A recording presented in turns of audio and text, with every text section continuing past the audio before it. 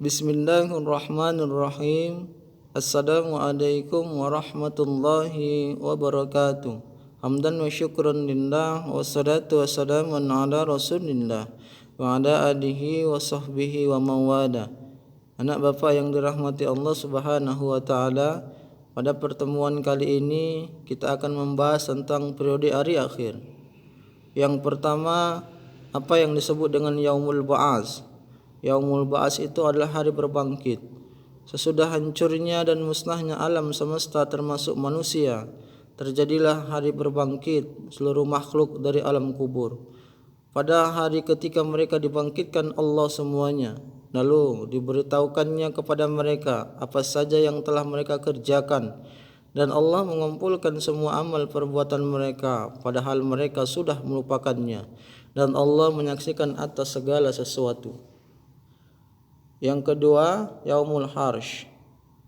Setelah manusia dibangkitkan kembali dari kematian, maka mereka akan dihimpun oleh Allah menuju padang mahsyar.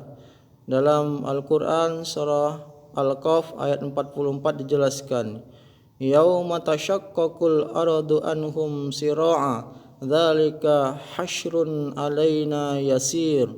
Artinya, pada hari bumi terbelah-belah dengan mengeluarkan mereka, lalu mereka keluar dengan secepat, yang demikian itu adalah peristiwa pengumpulan yang amat mudah bagi Allah.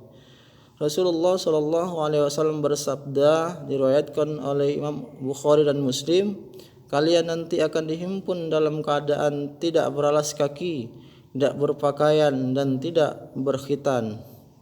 Aisyah berkata, kalau begitu bukankah laki-laki dan perempuan akan saling memandang? Rasulullah bersabda, perkara yang dihadapi manusia pada waktu itu jauh lebih dahsyat sehingga mereka tidak terpikir tentang hal itu. Pada hari itulah matahari dengan bumi dengan jarak 1 mil, sehingga para makhluk bercucuran keringatnya. Ada yang keringatnya mencapai mata kaki, lutut, dada, bahkan ada yang tenggelam oleh keringatnya sendiri. Pada hari itu ada 7 golongan manusia yang akan mendapatkan naungan dari Allah. Rasulullah SAW bersabda, ada 7 golongan yang akan mendapatkan naungan, yaitu pemimpin yang adil, pemuda yang tumbuh dalam ketaatan, yang hatinya terkait dengan masjid, 2 orang yang saling mencintai karena Allah, lelaki yang digoda wanita yang cantik dan memiliki kedudukan, tapi dia menolak ajakannya dengan berucap, saya takut kepada Allah. Orang bersedekah dengan sembunyi-sembunyi, orang mengingat Allah dengan berlinang air mata.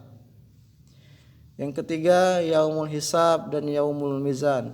Hisab atau perhitungan amal adalah dinampakkannya segala sesuatu yang dahulu pernah diperbuat oleh manusia di dunia.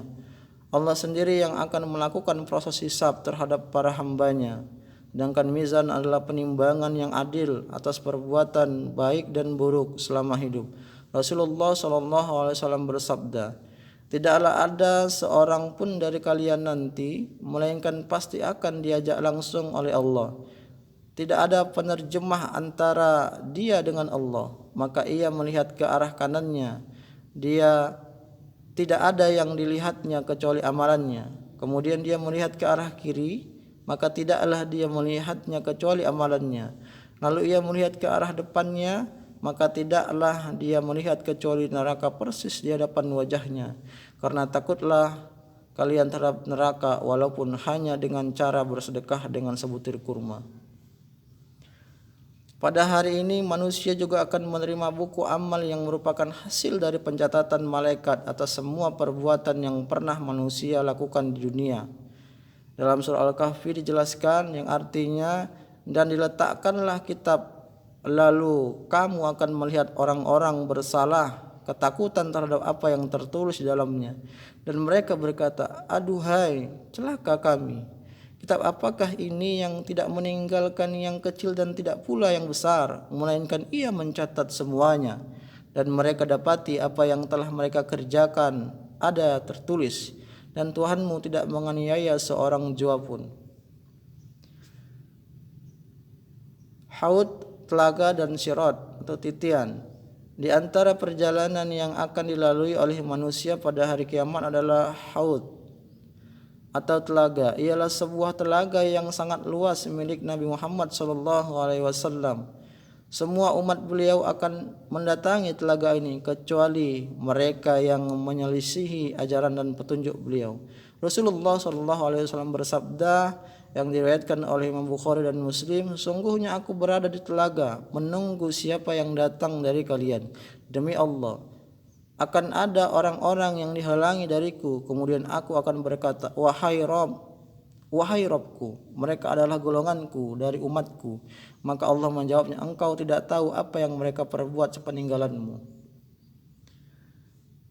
Mengenai sifat haud ini, beliau menjelaskan dalam sabdanya, telagaku seluas 1 bulan perjalanan, airnya lebih putih dari susu, aromanya lebih harum dari kasturi, cangkirnya sebanyak bintang di langit. Barang siapa yang minum darinya, maka tidak akan haus selamanya. Sirat termasuk perjalanan yang akan dilalui oleh manusia juga adalah sirat, yaitu sebuah titian yang dibentangkan di atas neraka jahanam sebagai jalan bagi manusia menuju ke surga. Yang akan meniti syarat ini adalah orang-orang mukmin dan yang mengaku beriman, seperti orang-orang munafik. Adapun orang musyrik dan kafir, maka mereka langsung dilemparkan ke dalam neraka sebelum syarat ini dibentangkan. Yang pertama kali melewati syarat adalah Nabi Muhammad SAW, sedangkan umat yang pertama kali melewati adalah umat beliau. Manusia tidak akan bisa menuju surga kecuali dengan menyeberangi titian ini terlebih dahulu. Orang yang bertakwa akan selamat melewati titian ini, dan orang-orang yang zalim akan terpeleset jatuh ke dalam neraka. Allah Subhanahu wa taala berfirman dalam surat Maryam ayat 71 dan 72 yang artinya, dan tidak ada seorang pun darimu melainkan mendatangi neraka itu. Hal itu bagi Rabbmu adalah suatu kemestian yang sudah ditetapkan. Kemudian kami akan selamatkan orang-orang yang bertakwa dan membiarkan orang-orang yang zalim di dalam neraka dalam keadaan berlutut. Para salafus saleh menerangkan bahwa maksud mendatangi neraka pada ayat di atas adalah melewati sirat. Orang yang bertakwa akan selamat dan orang yang zalim akan terpeleset ke dalam neraka. Rasulullah SAW menggambarkan tentang keadaan titian ini dan keadaan manusia pada waktu melewatinya sebagai berikut. Sirat adalah sebuah titian yang menggelincirkan. Di dalamnya ada rintangan-rintangan yang menyambar dan menarik. Juga ada duri-duri yang terbuat dari besi yang dinampakkan as-sa'dan. Para hamba mukmin ada yang melewatinya secepat kedipan mata. Ada pula yang seperti kilat, seperti angin, seperti burung, dan seperti binatang-binatang tunggangan yang gesit. Maka ada yang selamat saat melewatinya namun terluka. Ada juga yang tidak selamat sehingga terpeleset ke dalam neraka. Kemudian orang-orang yang berhasil melewati sirat akan diberhentikan di sebuah jembatan yang terletak antara surga dan neraka. Para ulama menamainya sirat kedua. Maka di tempat ini mereka akan dikisos, dibalas atas kezaliman yang pernah diperbuat antara sesama. Apabila semuanya telah bersih dari salah dan dosa, barulah mereka diizinkan masuk dalam surganya Allah Subhanahu wa taala. Demikian yang dapat Bapak sampaikan. Assalamualaikum warahmatullahi wabarakatuh.